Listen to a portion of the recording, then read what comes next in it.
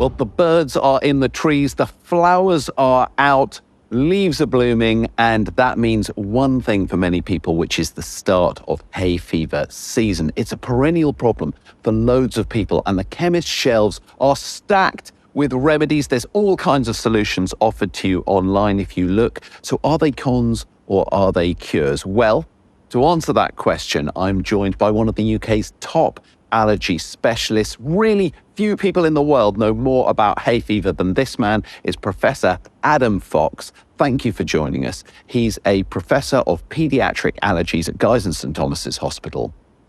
Can I start with a kind of old folk remedy? Local honey. The idea is that bees gather up the nectar along with a lot of pollen. There's pollen in honey. If you eat the honey, it'll reduce your allergy symptoms. Is that true? I hear this all the time, and the bad news is it's an urban myth. But it really doesn't work at all. It doesn't, but there is some sense behind where this idea has come from, because as you mentioned, there is some pollen, local pollen, in the honey, and we know that if you expose your immune system to very large amounts of the pollen that you're allergic to, you can actually change the way your body responds to it. We use that in a treatment called desensitization or immunotherapy. It really works, but there just isn't enough of that pollen in the right form in local honey to make any difference.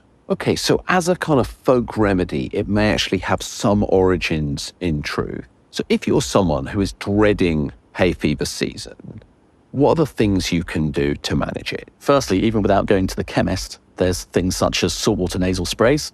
So rinsing out the pollen from your nose so it doesn't get a chance to sit in there and go on causing reactions up your nose all the time. So I'm a big fan of this. So I've got like a squeezy bottle. I got it from the chemist, but it's sort of got a nozzle, jam it up one nostril, squeeze it, it blasts fluid up one nostril and it pours out the other. The first time I used it, I was sort of horrified and disgusted, but it actually does really work. And the logic of that, I guess, is just getting the pollen out of your nose. You're clearing the gunk out of your nose, you're clearing the pollen out of your nose. It's not continuing to cause reactions. It's cheap, it's effective, it's really simple.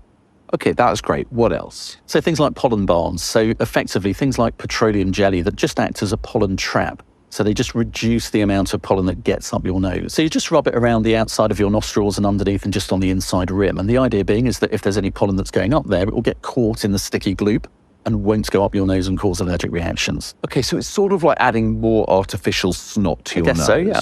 There are sort of proprietary ones. You can be sold special pollen balms, but you just need cheap something sticky gloop. Yeah. Petroleum jelly. Absolutely. It's something that most people don't know about, I think. Yeah, it's not something that's used a lot. I think most people would just go straight for the advice that they'll get from the pharmacist, which is usually to go for antihistamines. Okay. Now, that's a good idea, but you've just got to make sure that you get the right one, because commonly you'll get recommended one of the short-acting, sedating antihistamines, which can actually make you feel a little bit worse. What you want to make sure is that you get the long-acting, non-sleepy ones. And there's a number of them, and they're available over the counter. So cetirizine, loratadine, fexofenadine, they're all entirely appropriate and very effective. Okay, so that's good. We've got nasal washes, petroleum jelly, and antihistamines. For most people, that will kind of cover it and you'll get through it. It may not be much fun, but you can do it. Yeah. For people who are really suffering, what else can you do? So the key here is nasal sprays. So they do contain a little bit of steroid, but for adults, you can still get them over the counter. For kids, they usually require a prescription.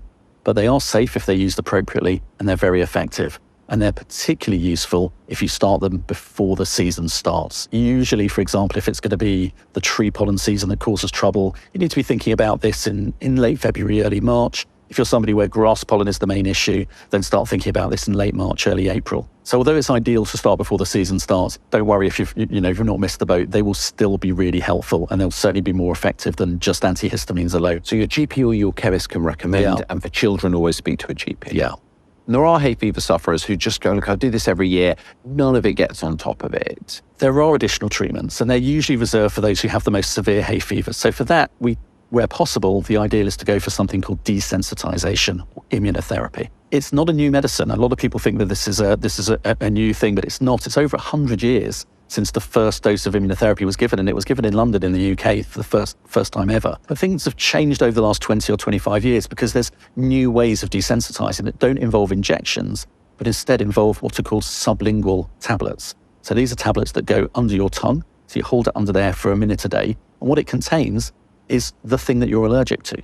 But these are fully licensed treatments that are available on the NHS, but only in specialist clinics, unfortunately. Okay, brilliant. Adam, thank you very much indeed.